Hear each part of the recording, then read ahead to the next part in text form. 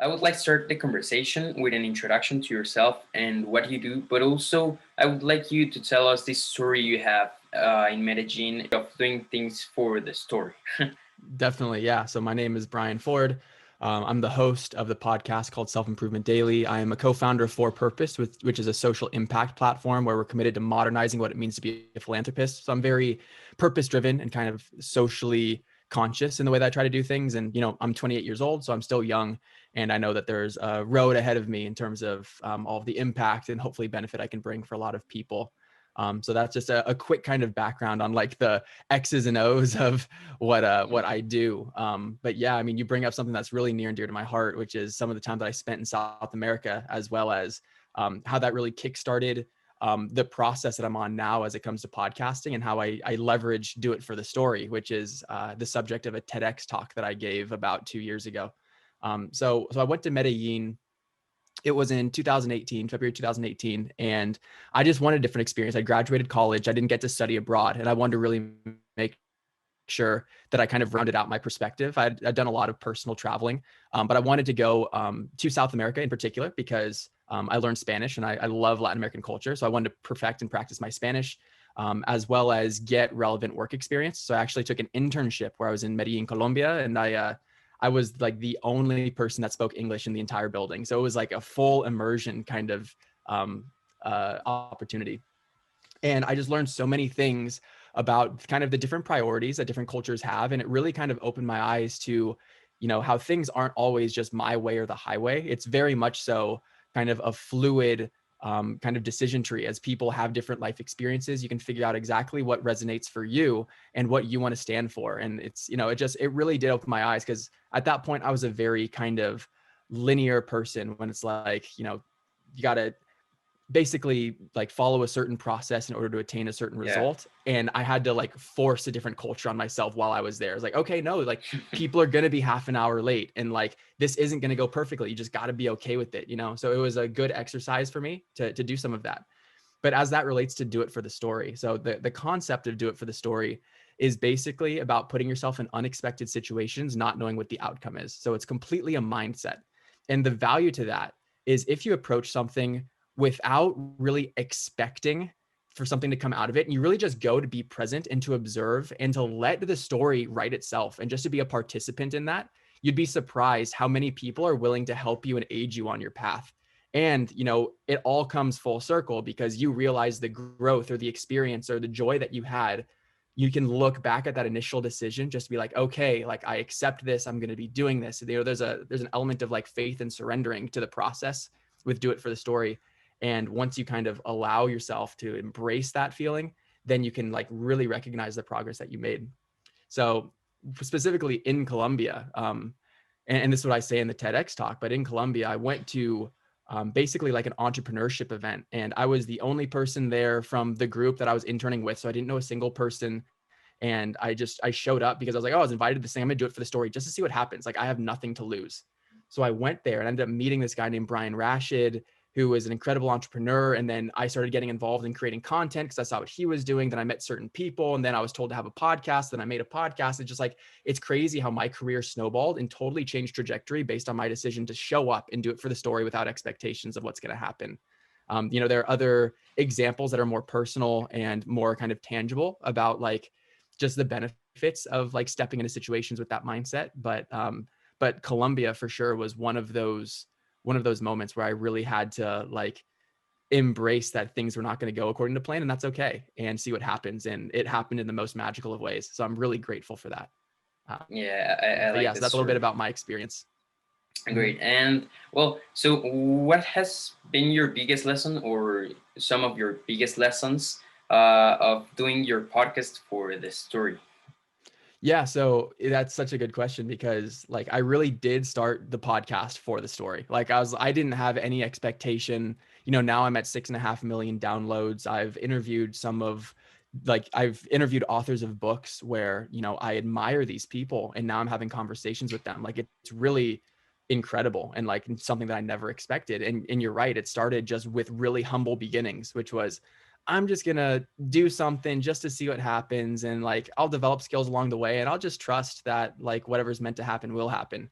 And it's been a huge vehicle for my personal development personally, but also like the growth of my personal brand and kind of the reputation and credibility I've been able to foster, as a deliverer of this kind of content. So one of the lessons that I've learned when it comes to podcasting is you've got to invest. So you've got to be prepared to put in time. If you release 3 episodes and expect to get thousands of downloads, it's not going to happen. People don't know who you are. It really is a consistency game because, and here's kind of a nuance to podcasting too, is when you think of like general social media accounts, someone is on Instagram or Twitter, TikTok, whatever, like those people have hundreds of thousands of followers. But each consumer follows thousands of people as well. So there is this kind of shotgun approach where it's like, oh, there's a bunch of people that are in my social media sphere. Whereas with podcasting, you don't subscribe to thousands of people. You subscribe to 5, maybe 10 people. So there's like a really high barrier that you've got to enter in order for people to take you seriously. So they're much more critical of the people that they follow because they're guarding their time. It doesn't take 5 seconds to view a podcast episode like it does to view an Instagram story. So you're asking the audience to do something different. So that's why you've got to invest for 6 months, a year, because then those people that are coming to your platform, they know that you're not going to leave them. They're investing in you just like you're investing in them. So it just takes time to build that trust. And that's one of the things that I think most people fail at when it comes to growing a podcast is they want to see results yesterday. And that's just not the way it works. You've got to really invest in building the authority, credibility, and trust of the audience before they really return to you as a resource. Yeah. And how have you grown your podcast to 6 million listens? Yeah. So I'd say there's 2 different, I guess it's the same tactic or tip, but like you can see it in 2 different ways. So are you familiar with like search engine optimization and like different digital marketing tactics with like Google and search engines? Is that something you're familiar with? Yeah, so like SEO and that kind of stuff. Yeah. Exactly. Yeah. So SEO, with Google, someone types in, slippers, like someone types in slippers and then there's a website that say like, hey, here's slippers that you can get. And what happens is that algorithm matches what did you search for and what is the piece of content or the website that best matches what you're looking for. So there is this connection between what you want and what you're getting. And that's the algorithm's job to figure that out. Well, Apple Podcasts and Spotify is exactly the same. There is a search bar where you type in self-improvement, you type in personal development books, you type in slippers, and something is going to populate that. And that is the algorithm's best bet of what they think you're going to want to consume given what you searched in that search bar. So the first thing that you need to consider, and I think you're doing a great job with your podcast because of your title, which is the Reader Lounge, I believe. What's the name of the Yeah, podcast? well, the podcast now is named The Transformation Journey, but Okay. before it was The Reader Lounge. Yeah, so those are both really good. So instead of calling it like the Emiliano podcast, like who's going to search Yeah. Emiliano, but people are going to search transformation. They're going to search like reader. And so based on that, you are a more direct response for the query that they put into the search bar. So now you have a chance of being shown organically to people that are looking to consume the type of content that you're creating. So that's kind of the first part of it, is like the search engine optimization of your title, like the title of your actual podcast. Then the second part of it is the search engine optimization of your episodes, because it's the same thing where if people are putting a certain query in, and let's say instead of it being slippers, it's pink fuzzy slippers. If you have an episode about pink fuzzy slippers, that's going to stand out. And people don't think about how it's just as much a search engine game on Apple Podcasts and Spotify as it is on Google. So if you have content and you're really intentional about what those keywords are, you have a chance of having people listen to your podcast. Then you have to deliver on the quality, and you've got to show that you're that consistent creator, so that there is this full circle of like, oh yeah, I'm willing to trust this person. I want to subscribe to them. I want to continue listening to what they have to say. And that's how you start growing your podcast. So it really is about kind of leveraging the algorithm to some extent. If you're looking for organic discoverability, it's about leveraging the platform of like search engine optimization for podcast, because then people will find your podcast title if they're searching something that's related to your title, or they'll find your podcast episodes because it's a direct match with what you were searching for. Yeah, that was a pretty clear. A strategy doesn't just grow podcasts, because I had an interview with, I don't know if you know the podcast Freedom Pact. I'm not familiar. Oh, okay. So yeah, they're two guys who have a podcast on the UK, and what he told me was just consistency to grow a podcast. But then again, with what you say of the SEO, I was talking with Nick from Book Thinkers. Do you know him? Yeah. So he told me that maybe Yeah, yeah. I should come up with a name, with an invented name like Book Thinkers, so that when people look for that, my podcast or my page is the only thing that appears. But here, I think I agree a bit more with you, because you're right. If people search more like transformation instead of uh, an invented term, then my listens will probably grow, and that I think that happens too with social media, right? Hmm. It Yeah. does. Yeah, so no, those are different. I mean, there's no one like form of advice. I think like I'm coming at it from a place of I didn't have an Instagram account or website or anything. I was just starting with a podcast. So I had to position myself to grow in that way. Whereas Nick had a social media following, and like that book thinker's title was something that performed when he was trying to grow his Instagram account first, because that was one of the differentiators that he needed in order to grow that account. And then he transitioned his audience to podcast. So he wanted that direct match between what the brand he already had and the brand that he was growing on podcast. So there was like a consistency there. So yes, it really is contextual to your history and like what you can use if you want to grow a podcast. And then again, that's kind of where it's about like what's the purpose of the podcast? Like for Nick and Book Thinkers, if he wants to not necessarily grow his community, but he wants to serve his community even more, then by having that podcast transition directly by name, it is meant for the people that already know, like, and trust him. So then they're more likely to consume that because, like, oh yeah, for sure, this is an extension of what I already like about him. But if he were to start a different a podcast with a different name, maybe like the Reader Lounge, then that's other people that don't know about the Book Thinkers brand, but they're interested in that topic. And then that could be something that he pulls into his Book Thinkers ecosystem. So his initiative was likely to strengthen the relationships that he has with his community rather than grow his community, because he's doing a great job of doing the growth on Instagram. Now he's using podcasts as a way to deepen those relationships. So it's all about how you position the role that your podcast plays in your full marketing strategy. Yeah, that's right. And do you think that having a specific social media account for a podcast help the podcast to grow in listens? So So I think it could. I think in my case, it did, because of the same reason that Self Improvement Daily grew. People typed in self improvement in Apple Podcasts. They found Self Improvement Daily. They're like, oh, that's what I want, right? So that's why I can speak to that tactic working.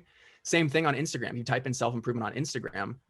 My handle is self.improvement.daily is one of the first ones that comes up because I've optimized it for the same purposes of that being a search engine. So I think it could. I think it's essential that in one form or another that you have some kind of social media related to your podcast, because then you can directly engage with your audience. On podcast, you can't engage with them and you don't know what they like.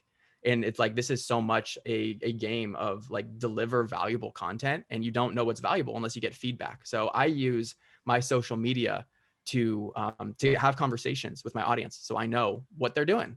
And that's where we were talking. Like that's a way to build relationships that are beyond me speaking to you. Now we're speaking together, and that's something that podcast doesn't yet allow. So it's important to complement your podcasting strategy with some kind of direct conversational strategy. Yeah, I agree with that. And now transitioning a bit the conversation, do you monetize your podcast? I want to, and I don't. So to be honest, it's hard.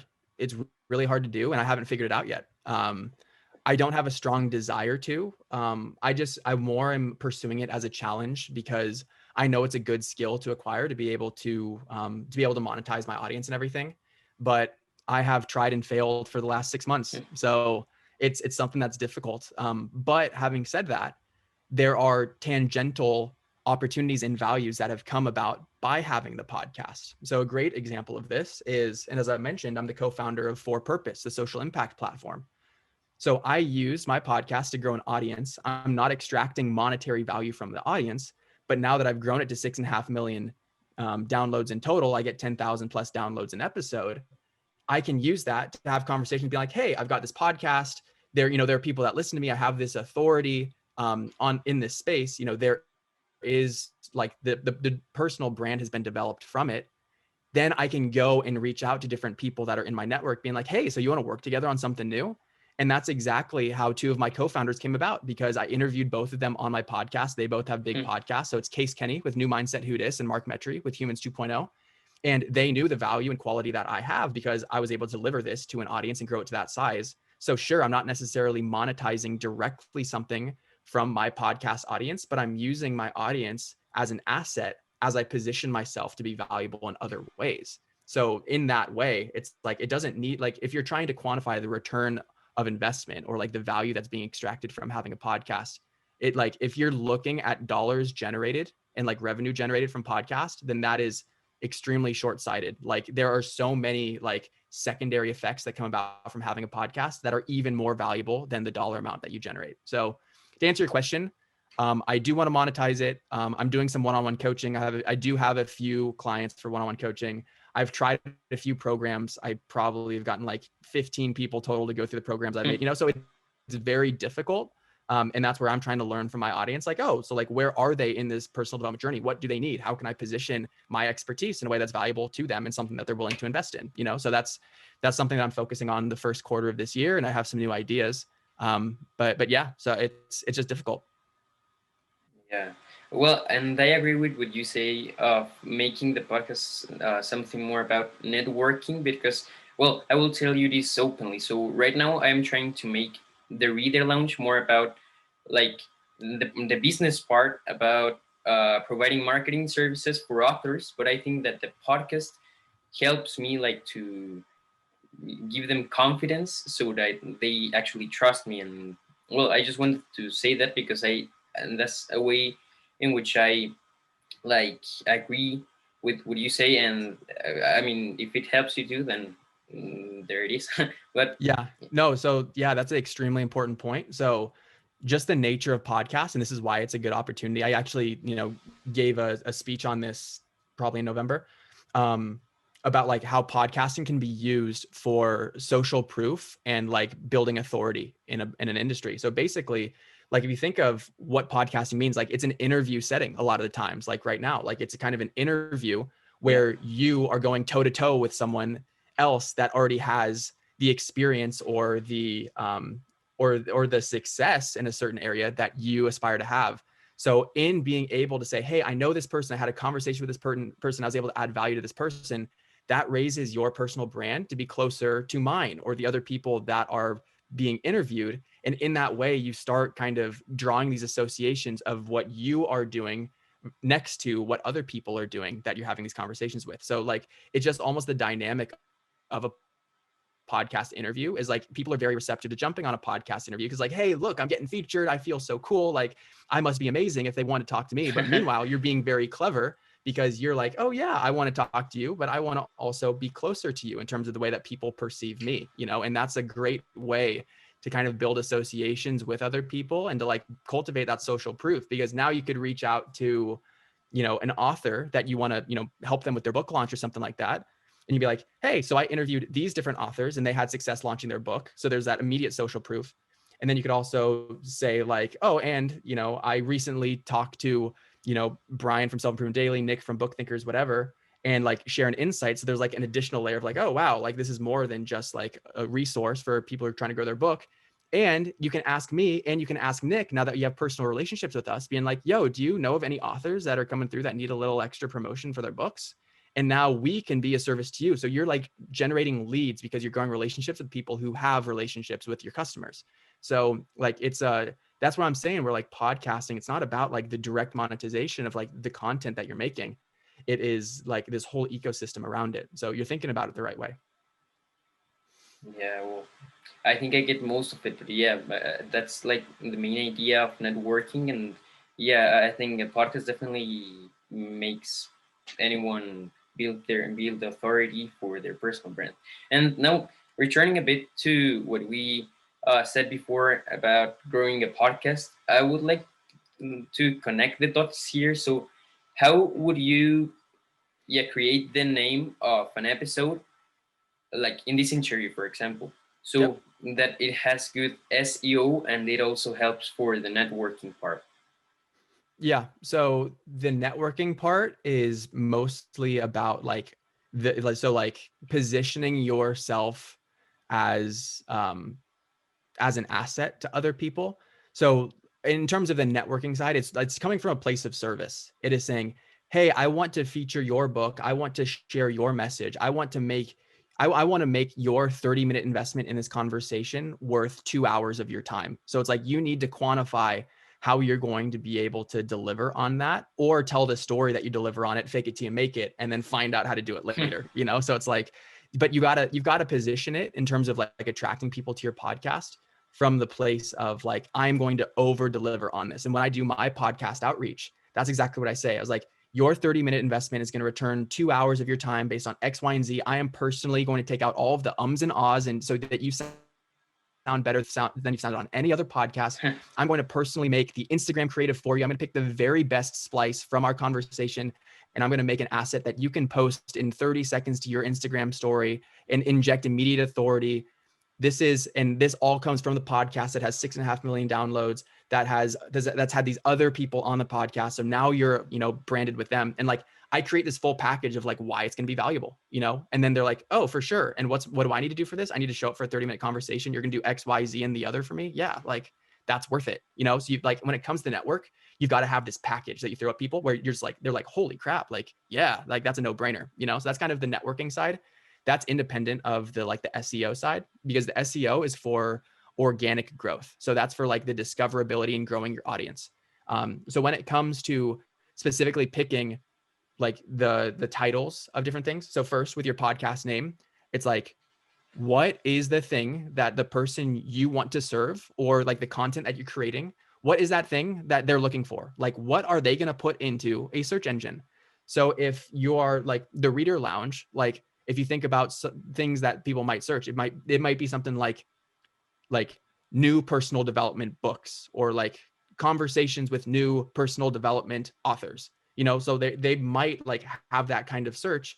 And then, so that's where you can kind of think through, all right, so what podcast could I make? Maybe you go through, it's like a lead magnet, right? So it's like you go through the 5 book releases in the first month of 2021, you provide a quick summary of those and be like, hey, check this out. Here's a link to go find all of those, the top 5 books you must read in 2021.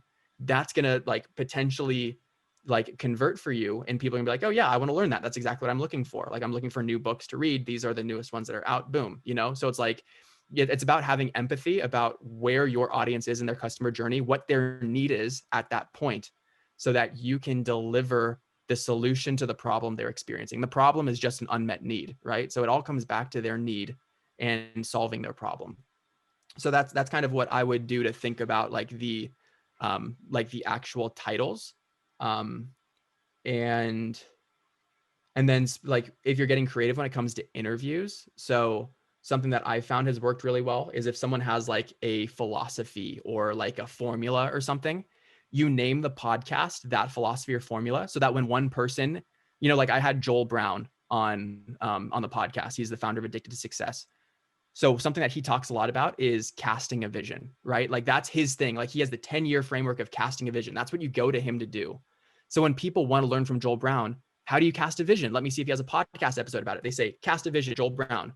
I name my podcast episode Creating a Vision, right? So it's like because then I'm piggybacking off of his audience that wants to learn directly from him. Now I can deliver that on his behalf, and that gives me an opportunity to convert them into my network and my audience, right? So it's like for like self-improvement daily, maybe if you're trying to get like my audience to listen to your stuff, if then you would think about something about like 2 minute, like how to create a podcast 2 minutes every day, if you're like self-improvement 2 minutes every day or something like that. Because if people are looking for short form content, they can't remember the name of my podcast, they might type that in, then they'll find you. So it's like you can get creative about how you use your titles to either like piggyback off of the audience and expertise that someone has when it's like an interview guest, or to know what your audience is searching for, or your potential audience is searching for, so that you have a solution for them when they encounter that problem.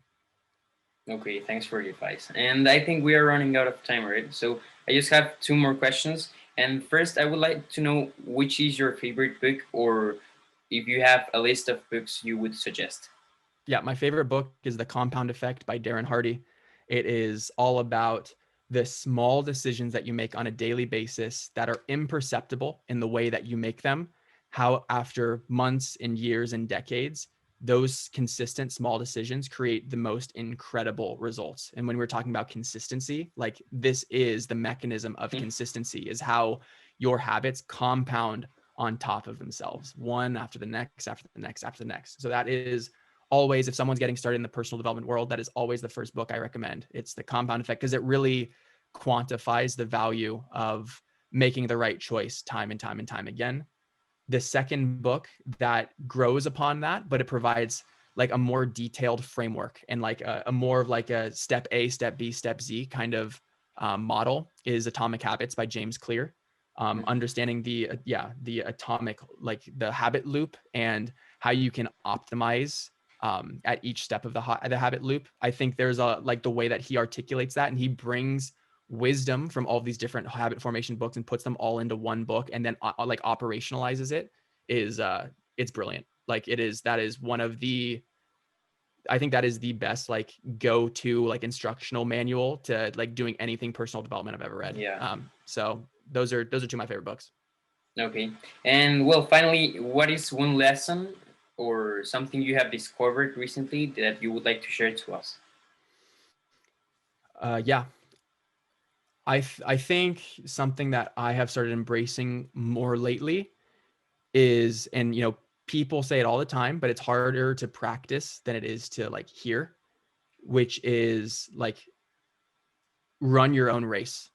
You know, like when it comes to comparison and judgment and placing yourself relative to other people, you have no idea what the context is that, you know, created their result, whether it's better or worse than yours. And like, and it's okay to identify, because like it's all a spectrum in terms of how much people accomplish, you know, they're like objective measures to it.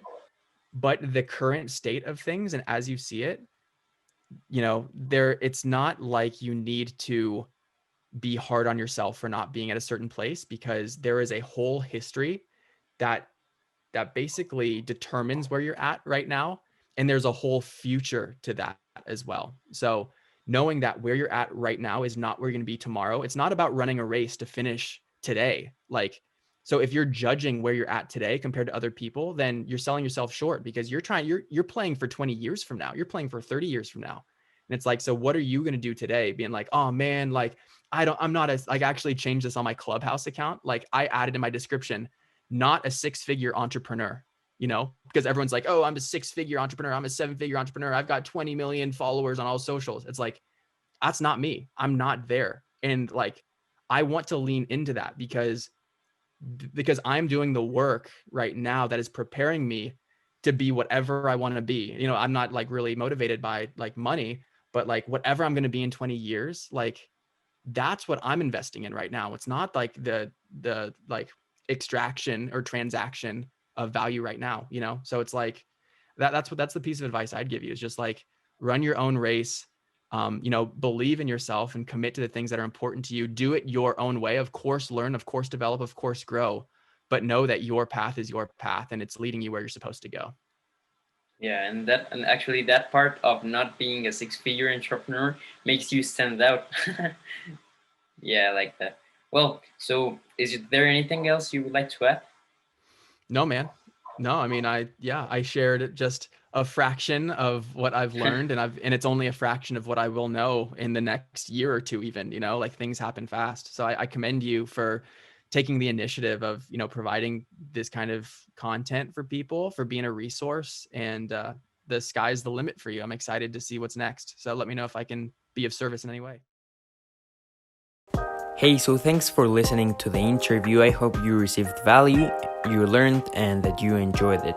If you did, and also I would encourage you to share this episode to anyone who you think this podcast might be useful for.